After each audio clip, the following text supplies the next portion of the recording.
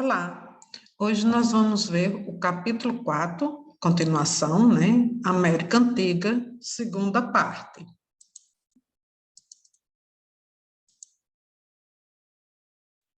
Vamos começar a falar sobre os astecas. Quem eram os astecas? Os astecas foram um povo que emigrou de regiões norte-americanas, ocupando o vale do atual México nos séculos XV e XVI. Então, hoje, onde se encontra o território do México, antigamente era a região onde os astecas moravam. Na região do Lago Texcoco, os astecas estabeleceram núcleos de povoamento. Fundaram a cidade de Tenochtitlan, que se tornou a capital do Império Azteca. Muito difícil chamar esse nome, né?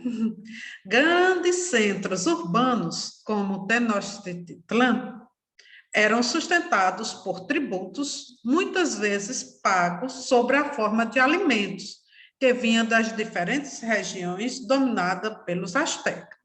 Então, nessa época, o povo, eles pagavam tributos, eles pagavam a taxa, né? E muitas vezes eram pagos através de alimentos.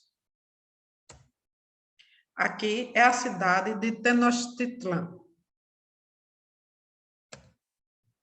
A sociedade asteca era hierarquizada, significa dizer o quê? Que passava de pai para filho. Então, existia nobres, comerciantes, artesãos e camponeses. Essa era a sociedade que formava os astecas. E entre os nobres estava o imperador, sacerdotes, chefes militares, governadores de províncias e altos funcionários do Estado. Toda essa turma aí formava os nobres dos astecas. Também havia uma elite de ricos comerciantes e artesãos. A maioria da população era formada por camponeses que eram obrigados a pagar tributos para o governo. Então, essa elite, esses nobres, era uma minoria. A maioria da população era camponesa. E como eu já falei, eles tinham que pagar uma taxa para o governo. Muitas vezes dessas taxas era através de alimentos. Os astecas desenvolveram uma agricultura complexa. Vamos ver como era essa agricultura. Eles drenaram pântanos, abriram canais de irrigação e construíram chinampas, ilhas artificiais destinadas ao cultivo agrícola. Quer dizer, era um povo muito avançado para o seu tempo. Os principais produtos cultivados eram milho, feijão, cacau, algodão, tomate e tabaco. Quer dizer, tudo isso vocês conhecem. Além disso, os astecas criavam animais, como perus, patos e cachorros. Comercializavam bens como tecidos, peles, cerâmicas, sal, ouro e prata. Então, isso era o que você encontrava no comércio dos astecas. Dominavam técnicas de ourivesaria, quer dizer, trabalhava com ouro, cerâmica, tecelagem e engenharia, aplicada, por exemplo, na construção de diques, templos e aquedutos. Eles também produziam obras de arte como máscaras em forma de mosaico, representando muitas vezes divindades, quer dizer, seus deuses. Os astecas desconheciam o uso do ferro e da roda. Assim como os maias, os astecas desenvolveram um calendário, um sistema de escrita baseado em signos e produziram códices, que eram os livros. O Códices e o Códices Mendonça foram criados por volta de 1540, cerca de 20 anos após a chegada dos espanhóis. Os astecas eram politeístas, significa dizer o quê? Que acreditavam em vários deuses. Aqui a gente vê o Códice, Botirini. Para cultuar esses deuses, os astecas erguiam templos como forma de pirâmide e realizavam rituais de sacrifício humano, né? Quer dizer, muitas vezes eles pegavam uma pessoa, geralmente era uma mulher, ela tinha que ser virgem, né, para sacrificar. Era uma forma deles dizer que adoravam os deuses deles. As pessoas sacrificadas eram, em sua maioria, prisioneiros de guerra, né, que eles conquistavam muitas vezes um território, então trazia essas pessoas e eles se tornavam prisioneiros de guerra. Na cultura asteca, esse ritual era um momento de renovação da aliança entre deuses e seres humanos. Atualmente, milhares de turistas visitam a cidade de Cusco, no Peru.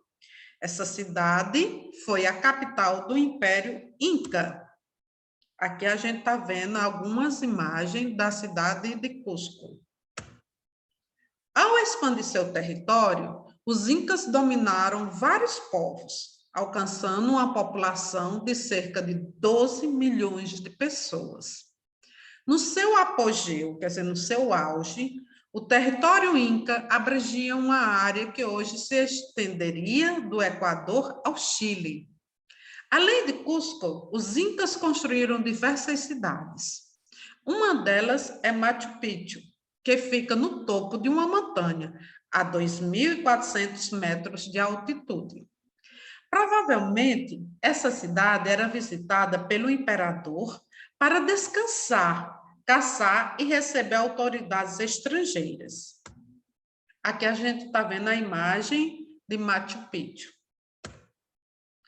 Machu Picchu foi abandonada pouco depois da conquista espanhola. Século depois, em 1911, um arqueólogo norte-americano, Hiram Bignan, encontrou a cidade, que estava coberta pela vegetação. O imperador Inca era considerado uma divindade e recebia o nome de Sapa Inca e de Filho do Sol. Quando morria, o Sapa Inca era mumificado e cultuado. Além do imperador, a elite inca era composta de sacerdotes, chefes militares, governadores de província e funcionários do Estado. Essa turma aí formava a elite rica, né, dos Incas. Também havia grupos privilegiados de artesãos, guerreiros, projetistas e contabilistas. A maioria da população era formada por camponeses, igual os astecas. Eles se dedicavam, sobretudo, ao cultivo de milho, batata, feijão, quinoa, tomate e tabaco, e a criação de animais como iamas e alpacas. Esses animais eram utilizados para o transporte de cargas e para a obtenção de lã, leite e carne. Quer dizer, era a utilidade que esses animais tinham. Durante o período do ano, os camponeses eram obrigados a realizar serviços para o Estado, trabalhando como agricultores, pastores e construtores, né? Quer dizer, eles eram obrigados, eles só tinham que fazer isso de graça. Os tupi-guaranis estavam divididos em diversos grupos. Nesse momento, agora a gente vai falar sobre esses índios tupi-guaranis. Cada um desses grupos abrangia um conjunto de aldeias que geralmente reunia entre 500 e 2.000 pessoas. Eles moravam em casas coletivas, feitas de madeira e cobertas com palha, quer dizer, eram todo mundo junto. Essas aldeias eram lideradas por chefes e por conselheiros, como os pajés e caraíbas, que tinham funções religiosas. A guerra era um aspecto fundamental das culturas tupis-guaranis, sendo praticada por homens, quer dizer, só homens participavam. Eles guerreavam com povos de outras famílias linguísticas e também entre grupos da mesma cultura. Aqui nós terminamos o capítulo 4, América Antiga, segunda parte. Bons estudos!